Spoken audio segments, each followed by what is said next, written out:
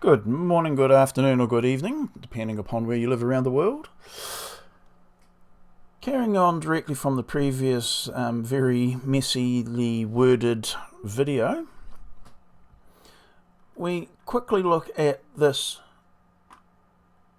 photo, and as I mentioned in the earlier video, maybe one or two ago, it kind of looks like the same as this dome type, but with a lot leggier version of it. But when we actually leveled them out a little bit, we found that even the top part was different. Now that comes about because they may have been created through two different approaches, that they have a similar side profile does not mean they were created in the same manner. I think they may have been, but the more of the question is, what was that method? Because try as I might, the other drawing methods or approaches to creating the geodesic structure does not achieve this. And I'd mentioned way back that maybe we need to have a hybrid approach. That was unsatisfactory to me. And then I thought, well, I can't see any way forward without drawing the dome through the conventional methods that I'm aware of, and then fudging the dimensions just by altering them in the drawings. Now that works actually really, really well, and I've did that on several domes, and I achieved basically what I wanted. But again, I was unsatisfied with that method or that approach, because it was cheating, and I wanted a method that could replicate from scratch the type of dome I want to perhaps consider building. And then using this drawing, I found it. Well, I found one approach that actually works. Whether it's correct or not, well, that's a question. So what was that method? Well, one of the things I like looking at is determining whether these struts are the same length, because if they are, I know that the approach was using a circle, a semicircle, but a circle, that using the divisions of the circumference that are of equal dimension. The correct method uses a straight line between 2 points which are divided, which means that the top strut is always going to be shorter than the second strut down, and what have you, the other struts in the different frequency domes. It's just a matter of geometry that will be the case. So when these struts are the same length or visually close, within say 50 millimeters, I've got a fair chance to be correct that it was done through the divided circumference approach. So if I take a line, roughly put it on the center of the hub, angle back, and I'll look at my measurement down the bottom, it's saying 2275. What's this one? 2207. So that's a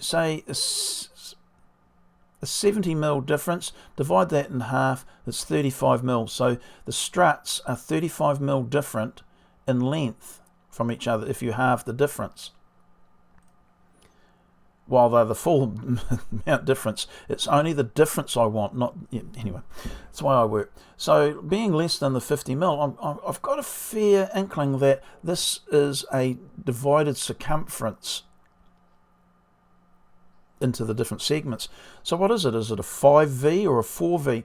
Now, in my previous videos, I was suggesting and highlighting that the 5V dome was the preferred choice because it was the closest to achieving a flat plane or flush points along the edges of the dome. It turns out that the 4V dome is the better choice and achieves these domes, or is able to achieve both of these domes using the one method.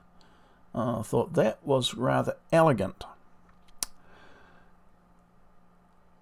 So, working a picture or drawing is much better than listening to me trying to explain clumsily my thoughts on what I achieved. So I'll pause it here and I'll create the setup where we can look at creating one of these domes and seeing how close we are to achieving the similar outcome from scratch. And if I can't create something that's close, I know that my method is wrong.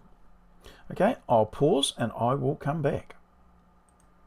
I'm back again, and just as a quick aside to what I was about to carry on with, the actual setup of drawing this, you can see here in a previous attempt at drawing the dome, or the original attempt rather, I'd actually created exactly the same drawing on this photo of the dome grid.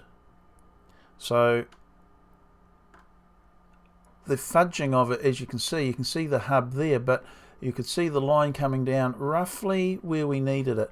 And besides, as I said, this was, if it was a demanding requirement that the dimensions or the locations were exact, well then we'd have a wee bit of an issue. But because this is a representation of the dome, so you can create it, and there it is there, this is taken from this photo, not the original one that I'm showing you in the video. In fact, I'll get rid of that for the moment. I can get rid of that for the moment. You can see that I achieved the same thing using the same approach for this dome, and being able to have this dome, I'll just move it across, well I will when it works for me. If I superimpose the domes, you can actually see the discrepancies in the where the legs are placed, and the inaccuracies where the points of the hubs are. You can see just enough to be, well, is that just the inaccuracies of my drawing? Yes. Is it the inaccuracies of the photo's ability to allow me to generate the light? Yes. It's all those little things that don't work for me as far as the drawing process goes. But you can see this here, the height of where the leg articulates or changes, that's a significant difference. So I'm concerned about that, because as it turns out, if my drawing method is correct, this line here should be consistent between the two types. So I think there's a sufficient concern about the two different domes that it may be that the person forming this dome used a different approach to the person using this dome. And I want to get rid of that inconsistency in my approach. So back to the setup, and we'll show you the setup. I'll end the video and then we'll go into it from scratch. Okay, so I'll be back very shortly. Back again with the third cup of tea for the morning. And this is the setup from which we want to create the method for an octahedron based dome in the shape of a cover, a pergola carport. And you can see here we've got Chris under the dome, and you can certainly see the difference in stepping down of the size relative to a human perspective. This, I don't know what you'd use it for, a workshop perhaps, put a truck underneath there or some sort, I don't know what you'd want to use it for.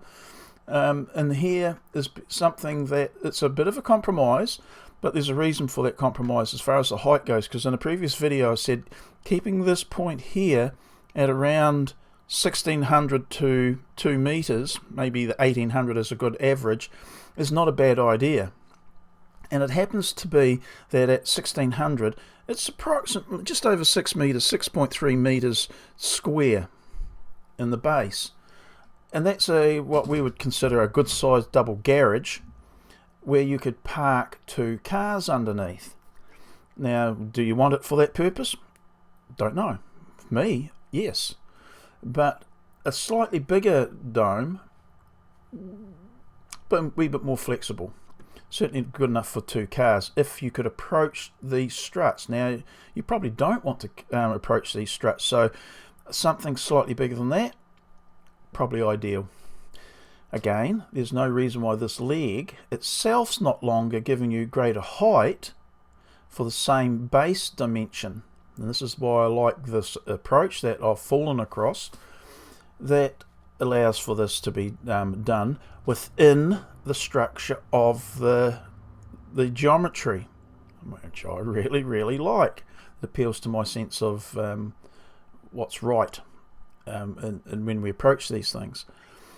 But also, you can have this height raised by having a little bit of a modification to the bottom of the leg. And for me, it is I can lift the dome physically with these dimensions up by 300, 400, 500, 600 to achieve the ideal height at this point by using, for me, large planters.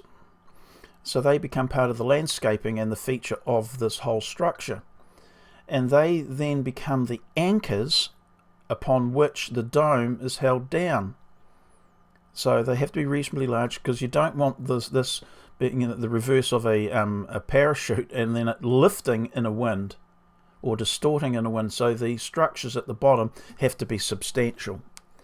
Or you make the hold downs sufficient to hold the dome down and you put a planter around them to mask them.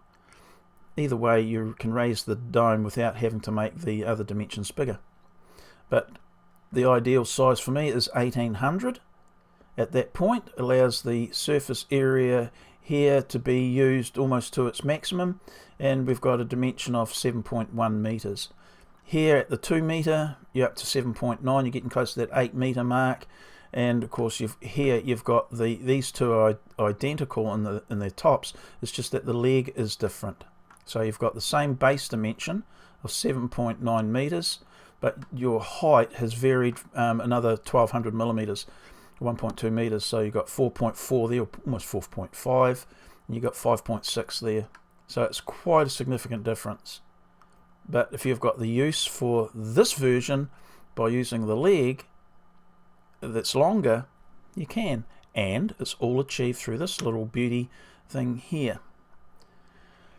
And if you need to try and work out, this is all the setup of course I'm talking about, if you need to know or have a set dimension for the base, and you need to know the diameter of this dome, it's actually also achieved through this. And back to my very, very often used theory of the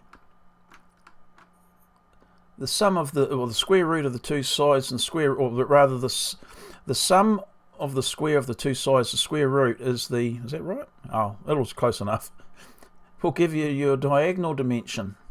So 1 squared plus 1 squared equals 2. The square root of 2 is 1414.